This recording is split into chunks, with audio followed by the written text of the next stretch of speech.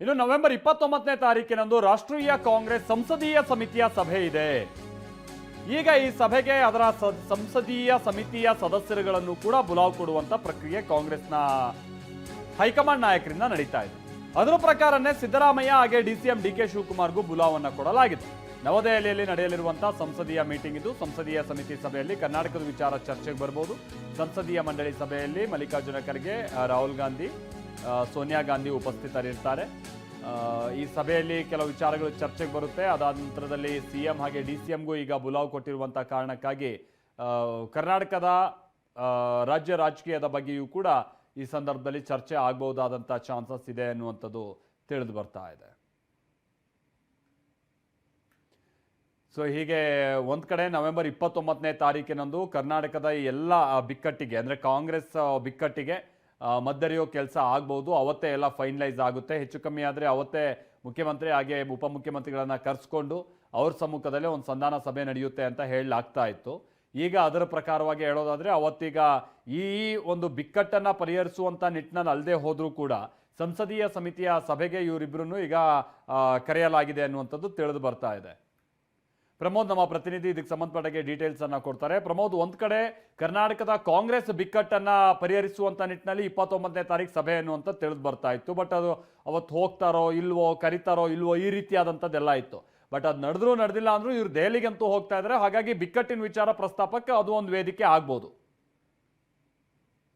ಈಗ 29ಕ್ಕೆ ಇದುವರೆಗೂ ಕೂಡ ಮುಖ್ಯಮಂತ್ರಿ ಮತ್ತು ಉಪಮುಖ್ಯಮಂತ್ರಿ ದೆಹಲಿಗೆ ಹೋಗೇ ಬಿಡ್ತಾರೆ ಅನ್ನೋ ಬಗ್ಗೆ ಇನ್ನೂ ಅಧಿಕೃತವಾಗಿ ಕನ್ಫರ್ಮ್ ಆಗುತ್ತಾ ನ್ಯೂಸ್ಗಳು ಬರ್ತಾ ಇಲ್ಲ. ಬಟ್ 29ಕ್ಕೆ ಕಾಂಗ್ರೆಸ್ನ ರಾಷ್ಟ್ರೀಯ ಸಂಸದೀಯ ಮಂಡಳಿ ಸಭೆ ಇದೆ. ಆ ಸಭೆಯಲ್ಲಿ ರಾಹುಲ್ ಗಾಂಧಿ, ಮಲ್ಲಿಕಾರ್ಜುನ್ ಖರ್ಗೆ ಆದಿಯಾಗಿ ಸೋನಿಯಾ ಗಾಂಧಿ ಅವರು ಕೂಡ ಒಂದು ಸಭೆಯಲ್ಲಿ ಇರ್ತಾರೆ.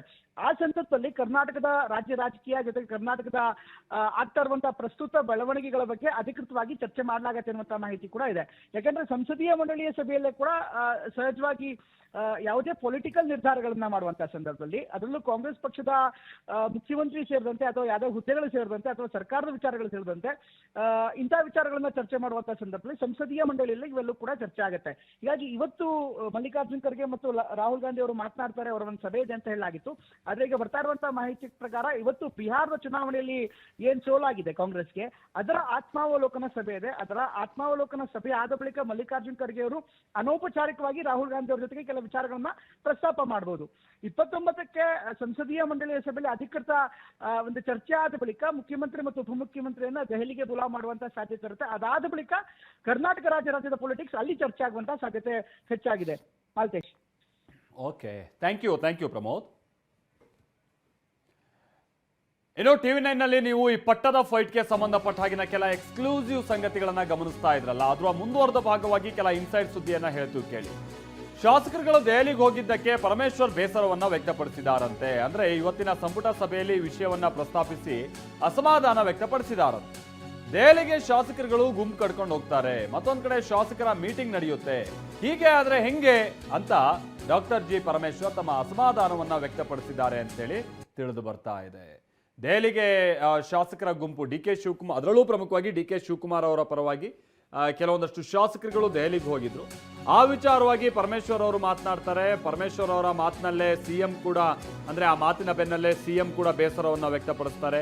ಗೊಂದಲ ಆಗ್ತಾ ಇದೆ, ಹಿರಿಯ ಸಚಿವರ ಜೊತೆಗೆ ದಿಲ್ಲಿಗೆ ಹೋಗೋಣ, ಪರಮೇಶ್ವರ್ ಅವರಿಗೆ ಹೀಗೆ ಸಿಎಂ ಹೇಳ್ತಾರಂತೆ. ಮಲ್ಲಿಕಾರ್ಜುನ್ ಖರ್ಗೆ ಕೂಡ ನನಗೆ ಕರೆ ಮಾಡಿದ್ರು, ಹಿರಿಯ ಸಚಿವರ ಜೊತೆಗೆ ನೀವು ಬನ್ನಿ ಅಂತ ಹೇಳಿದ್ದಾರೆ, ಹಿರಿಯ ಸಚಿವರ ಜೊತೆಗೆ ನಾವೆಲ್ಲ ಹೋಗೋಣ ಅಂತ ಸಿಎಂ ಕೂಡ ಹೇಳ್ತಾರಂತೆ. ಸಿಎಂ ಮಾತಿಗೆ ಈ ಟೈಮ್ನಲ್ಲಿ ಡಿಸಿಎಂ ಡಿಕೆ ಶಿವಕುಮಾರ್ ಕೂಡ ಅಲ್ಲೇ ಇರ್ತಾರೆ, ಅವರು ಕೂಡ ತಲೆ ಆಡಿಸಿದ್ರು ಅಂತೇಳಿ ತಿಳಿದು ಬರ್ತಾ ಇದೆ. ಪ್ರಸನ್ನ ನಮ್ಮ ಪ್ರತಿನಿಧಿ ಇದ್ರ ಬಗ್ಗೆ ಡೀಟೇಲ್ಸ್ ಅನ್ನ ಕೊಡ್ತಾರೆ. ಬಟ್ ಅದಕ್ಕಿಂತ ಮುನ್ನ ಇವತ್ತಿನ ಸಂಪುಟ ಸಭೆಯಲ್ಲಿ ಬಹುಶಃ ಈ ವಿಚಾರ ನೇರವಾಗಿ ಪ್ರಸ್ತಾಪಕ್ಕೆ ಬರದೇ ಹೋದ್ರು ಕೂಡ, ಅಂದರೆ ಕುರ್ಚಿ ಬಿಕ್ಕಟ್ಟಿನ ರೀತಿಯಾದಂಥ ಸಂಗತಿಗಳು ಚರ್ಚೆಗೆ ಬರದೇ ಹೋದ್ರು ಕೂಡ ಇಂಡೈರೆಕ್ಟ್ ಆಗಿ ಆಗ್ತಾ ಇರುವಂಥ ಕೆಲ ಬೆಳವಣಿಗೆಗಳು ಇವತ್ತು ಪ್ರಸ್ತಾಪಕ್ಕೆ ಬಂದಿದೆ. ಬಟ್ ದೆಹಲಿಗೆ ಹೋಗ್ಬಿಡೋಣ ಎಲ್ಲ ಅಂತ ಹೇಳ್ಕೊಂಡು ಮುಖ್ಯಮಂತ್ರಿಗಳು ಹೇಳಿರುವಂಥದ್ದನ್ನು ನೋಡಿದ್ರೆ ಭಾಳ ಕುತೂಹಲ ಹುಟ್ಟಿಸ್ತಾ ಇದೆ. ಯಾಕಂತಂದರೆ ಮುಖ್ಯಮಂತ್ರಿಗಳು ಈಗ ಸಚಿವರುಗಳನ್ನೆಲ್ಲ ಒಳಗೊಂಡಂಥ ಒಂದು ಟೀಮ್ ಮಾಡಿಕೊಂಡು ದೆಹಲಿಗೆ ಹೋಗೋದು, ಅಲ್ಲಿ ಕರ್ನಾಟಕದ ಬಿಕ್ಕಟ್ಟನ್ನು ನೀವು ಬಗೆಹರಿಸಬೇಕು, ಆಗ್ತಾ ಇರುವಂಥ ಗೊಂದಲಗಳನ್ನು ಬಗೆಹರಿಸುವಂಥ ನಿಟ್ಟಿನಲ್ಲಿ ವರಿಷ್ಠರ ಮೇಲೆ ಒತ್ತಡ ತರುವಂಥ ಪ್ರಯತ್ನ ಏನಾದರೂ ನಡೆಯುತ್ತಾ ಅಂತ ಹೇಳ್ಕೊಂಡು. ಬಟ್ ಇದೇ ಟೀಮ್ನಲ್ಲಿ ಉಪಮುಖ್ಯಮಂತ್ರಿಗಳು ಕೂಡ ಸಹಜವಾಗಿರ್ತಾರೆ. ಹಾಗಾಗಿ ಏನು ಉದ್ದೇಶ ಇಟ್ಕೊಂಡು ಹೋಗ್ತಾರೆ, ಅದು ಸಾಕಾರ ಆಗುತ್ತಾ, ಈ ಥರದ್ದೆಲ್ಲ ಪ್ರಶ್ನೆ. ಪ್ರಸನ್ನ ನಮ್ಮ ಜೊತೆಗೆ ಸಂಪರ್ಕದಲ್ಲಿದ್ದಾರೆ. ಪ್ರಸನ್ನ, ಇವತ್ತು ಈ ಬಿಕ್ಕಟ್ಟಿನ ವಿಚಾರ ಬಹುಶಃ ನೇರವಾಗಿ ಪ್ರಸ್ತಾಪಕ್ಕೆ ಬರದೇ ಹೋದ್ರೂ ಕೂಡ ಇಂಡೈರೆಕ್ಟ್ ಆಗಿ ಆಗ್ತಾ ಇರುವಂತ ಕೆಲ ಬೆಳವಣಿಗೆಗಳ ಮುಖೇನವಾಗಿ ಪ್ರಸ್ತಾಪಕ್ಕೆ ಬಂದಿದೆ ಅಂತ ಕಾಣಿಸುತ್ತೆ. ಏನಾಯ್ತು ಆ ಸಂದರ್ಭದಲ್ಲಿ ಇವತ್ತಿನ ಕ್ಯಾಬಿನೆಟ್ ಮೀಟಿಂಗ್ ನಲ್ಲಿ? ಏನ್ ಕತೆ ಪ್ರಸನ್ನ? ಮಾಲ್ತೇಶ್, ಸಚಿವ ಸಂಪುಟ ಸಭೆಯಲ್ಲಿಯೇ ಈ ಒಂದು ವಿಚಾರ ಪರೋಕ್ಷವಾಗಿ ಚರ್ಚೆಗೆ ಬಂದಿದೆ. ಕಾಂಗ್ರೆಸ್ನಲ್ಲಿ ಆಗ್ತಾ ಇರುವಂತಹ ಬೆಳವಣಿಗೆಗಳಿಂದ ಸದ್ಯಕ್ಕೆ ನಾಯಕರಂತೂ ನಿಜಕ್ಕೂ ಸಮಾಧಾನವಾಗಿಲ್ಲ. ಹಿರಿಯ ನಾಯಕರಿಗೇನೆ ಪಕ್ಷದ ಬೆಳವಣಿಗೆಗಳು, ಬೇರೆ ಬೇರೆ ರೀತಿಯ ಗುಂಪುಗಾರಿಕೆಗಳು, ಬಣ ರಾಜಕೀಯಗಳು, ಬೇರೆ ಬೇರೆ ಸಭೆಗಳು, ಡಿನ್ನರ್ ಮೀಟಿಂಗ್, ಲಂಚ್ ಮೀಟಿಂಗ್ ಅನ್ನುವಂತಹ ಹಣೆಪಟ್ಟಿಗಳು ಇವೆಲ್ಲವೂ ಕೂಡ ಹಿರಿಯ ಕಾಂಗ್ರೆಸ್ ನಾಯಕರಿಗೆ ಸಾಕಷ್ಟು ಬೇಸರವನ್ನ ತಂದಿಟ್ಟಿದೆ. ಇದೇ ಕಾರಣಕ್ಕೋಸ್ಕರ ಪರಮೇಶ್ವರ್ ಅವರು ಪರೋಕ್ಷವಾಗಿ ಈ ವಿಚಾರವನ್ನ ಪ್ರಸ್ತಾಪ ಮಾಡ್ತಾರೆ. ಕೆಲವು ಮಂದಿ ಶಾಸಕರು ದೆಹಲಿಗೆ ಹೋಗ್ತಾರೆ, ಬೆಂಗಳೂರಿನಲ್ಲಿ ಬೇರೆ ಬೇರೆ ರೀತಿಯ ಶಾಸಕರು ಮೀಟಿಂಗ್ ಗಳನ್ನ ಸೇರ್ತಾರೆ. ಇದು ಎಲ್ಲಿಗೆ ಹೋಗಿ ನಿಲ್ತಾ ಇದೆ ಅನ್ನುವಂತಹ ಅಸಮಾಧಾನವನ್ನ ಪರೋಕ್ಷವಾಗಿ ಪರಮೇಶ್ವರ್ ಅವರು ಪ್ರಸ್ತಾಪ ಮಾಡ್ತಾರೆ. ಆಗ ಸಿದ್ದರಾಮಯ್ಯನವರು ಹೌದು, ಇದೆಲ್ಲವೂ ಕೂಡ ಒಳ್ಳೆಯ ಬೆಳವಣಿಗೆ ಅಲ್ಲ, ಹೀಗಾಗಿ ಮಲ್ಲಿಕಾರ್ಜುನ್ ಖರ್ಗೆ ಅವರು ನನಗೆ ಕರೆ ಮಾಡಿದ್ರು, ಕೆಲವೊಂದಿಷ್ಟು ಮಂದಿ ಹಿರಿಯ ಸಚಿವರ ಜೊತೆಗೆ ದೆಹಲಿಗೆ ಬನ್ನಿ ಅನ್ನುವಂತ ಮಾತನ್ನ ಹೇಳಿದ್ದಾರೆ. ಅವರು ಯಾವ ದಿನಾಂಕವನ್ನ ಹೇಳ್ತಾರೆ ಆ ಸಂದರ್ಭದಲ್ಲಿ ನಾವೆಲ್ಲ ದೆಹಲಿಗೆ ಹೋದ್ರೆ ಸೂಕ್ತ ಅನ್ನುವಂತ ಚರ್ಚೆಯನ್ನ ಮುಖ್ಯಮಂತ್ರಿಗಳು ಮಾಡ್ತಾರೆ. ಕೊನೆಗೆ ಕ್ಯಾಬಿನೆಟ್ ಮೀಟಿಂಗ್ ಅಲ್ಲಿ ಡಿ ಕೆ ಶಿವಕುಮಾರ್ ಅವರ ಮುಂದೆಯೂ ಕೂಡ ವಿಷಯ ಪ್ರಸ್ತಾಪ ಆಗುತ್ತೆ. 6 ಮಂದಿ ಸಚಿವರು ಸಿದ್ದರಾಮಯ್ಯ ಮತ್ತು ಡಿ ಕೆ ಶಿವಕುಮಾರ್ ಅವರ ಜೊತೆಗೂಡಿ ದೆಹಲಿಗೆ ಪ್ರಯಾಣ ಬೆಳೆಸುವುದು ಅನ್ನೋಂಥ ನಿರ್ಧಾರ ಅಂತೂ ಆಗಿದೆ. ಆದ್ರೆ ಹೈಕಮಾಂಡ್ ನಾಯಕರು ಯಾವ ದಿನಾಂಕವನ್ನ ನಿಗದಿ ಮಾಡ್ತಾರೆ ಅನ್ನುವಂಥದ್ದು ಇನ್ನೂ ಖಚಿತ ಆಗಿಲ್ಲ. ಆದ್ರೆ ಹೈಕಮಾಂಡ್ ಮೇಲೆ ಹೋಗಿ ಈ ಗೊಂದಲಗಳನ್ನ ತಕ್ಷಣ ಬಗೆಹರಿಸಿ ಅನ್ನುವಂತ ಒತ್ತಡವನ್ನಂತೂ ಹಾಕಬೇಕು.